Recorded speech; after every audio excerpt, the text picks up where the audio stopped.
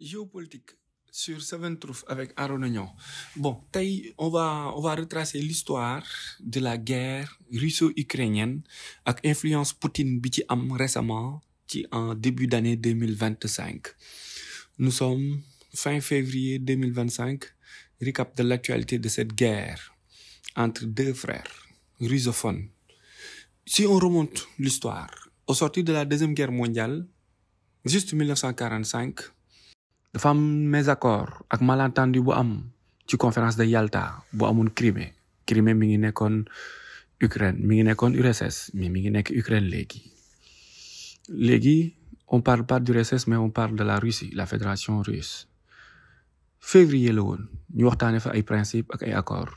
yu nga xamante ne dañ ko respecté Potsdam mi ngi nekkoon Berlin pour conférence bi terminer ak bi ratifier les points de Yalta. Malheureusement ñàkk d'accord ak wuute ci gis-gis am idéologiquement les Américains du bloc ouest proposaient benn modèle de sortie de crise tuddee ko le capitalisme alors que les Russes étaient dans le regroupement, dans la coopération, muy le socialisme, communisme. 1946 ñaawoo am et l'alliance devient une méfiance. Pour la première fois, Winston Churchill prononce l'expression rideau de fer à la conférence de Fulton aux États-Unis. 47, c'est le début de la guerre froide ak séparation des deux blocs. Ñu dem ci période bi ñuy wax la pactomanie, mooy formation des pactes et des blocs. Mu am ouest dirigé par les États-Unis, allié mu France ak Angleterre, beneen bloc bi nekk URSS, ses satellites mooy les pays soviétiques. Su ngeen bëggee xam ces pays de l'Est, tous les pays presque terminant par I, sauf Italie ak Turquie. Donc le reste yëpp il faisait partie de ce groupe appelé Orient Est. ñuy dem ba les années entre 47 ba 53 mu nekk première guerre froide, opposition ak formation des blocs ak renforcement d'alliance si leen créé aussi OTAN, organisation du traité de l'Atlantique Nord, comme ni ñu créé ANZUS, OTAS, pacte de Rio ak pacte de Bagdad. ñee créé pacte de Varsovie. Truman indi endingment ak containment, Jidanov riposte moom tamit. ñu teg plan Marshall mu nekk benn plan économique, aide ak reconstruction de toute l'Europe, kee teg Comecon ak Cominform mooy URSS. Donc ñuy dem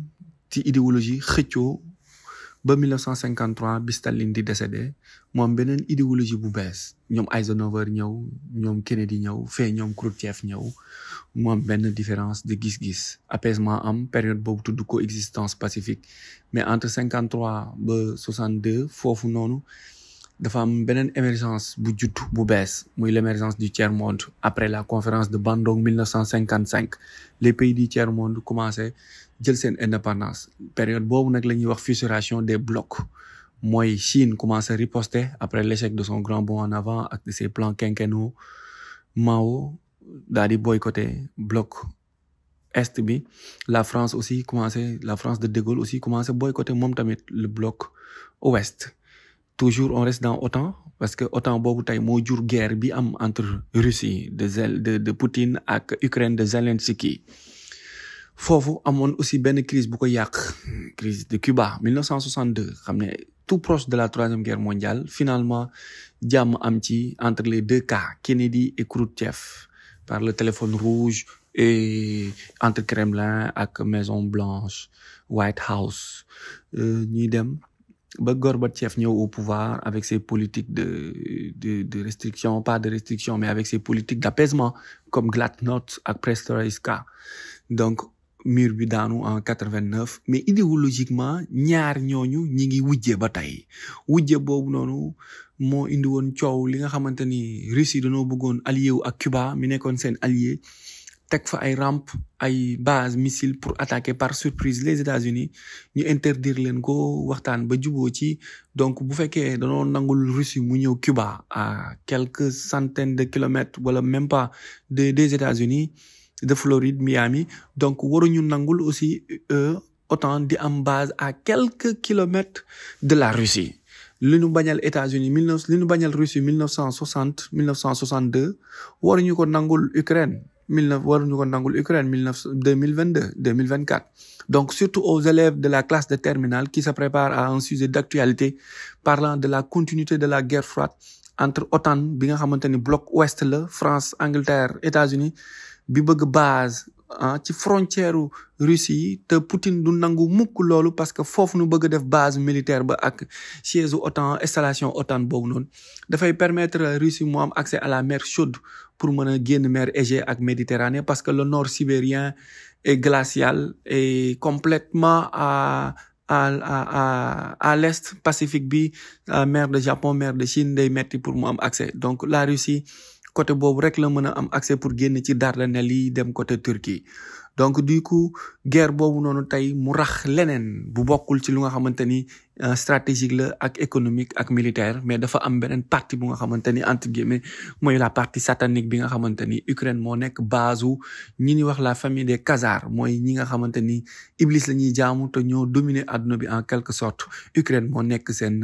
jublu moo nekk seen xibla comme musulmans yi ni Makka nekkee seen xibla chrétiens yi Jérusalem nekk seen xibla ñoom foofu mooy seen xibla foofu mooy seen ñaawteef gi gën a bon donc Poutine ñaawteef ak bon yooyu ñu bëggoon làqatu ci ginnaaw organisation bi tudd OTAN ni ay base militaire lañ fay def alors que ndekete ay sanctuaire la ay rituel fa la ñuy defee seeni sacrifice moom la Poutine doon détruire bi ñu ko laajee lu tax ngay bombarder mu ni man bombarder wu may école ak ay hôpitaux mais plutôt je fais une opération militaire spécialisée stratégiquement loolu lay dindi donc comment on peut se poser la question États-Unis bi nga xamante ni idéologie capitaliste la ñëw di far ci Poutine bi nga xamante ni idéologie communiste la c'est que au-delà de cette idéologie il y a une guerre bi nga xamante ni c'est une guerre spirituelle bi moo tax Poutine ñëw allié wu ak Trump far ci Poutine pour ñu régler le cas de Ukraine maintenant actualité à chaud bi nee na il faut que ñu France bi nga xamante ni moo nekkoon ci ginnaaw di xam Zelensky naan ko acca Biden laqatu ci ginnaaw US aide dugal fa lu tolloog 177 milliards de dollars pour jàppale que Zelensky ci guerre bi Europe aussi la France jàppale que lu tolloog à plus de 300 millions de dollars ci guerre boobu noonu pour ñu mën a teg seeni xam yu ñu mën di jaamoo Iblis mais mën a faire pousser Poutine mu arrière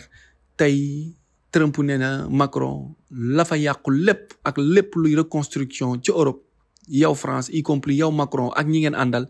yéen a koy régler donc actualité à chaud fin février début mars bi en résumé c'est ça bienvenue sur Seven Truth